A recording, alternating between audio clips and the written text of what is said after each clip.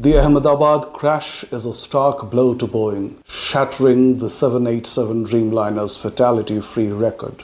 Since its 2011 debut, the Dreamliner faced issues like battery fires in 2013, leading to a global grounding, and assembly defects that halted deliveries in 2021-22. But Boeing's troubles extend beyond the 787.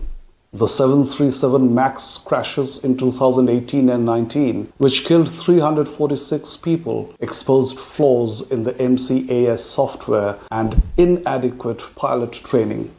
A 2021 settlement cost Boeing $2.5 billion, and a 2024 Alaska Airlines incident where a door plug blew out mid-flight revealed missing bolts at Boeing's Renton factory.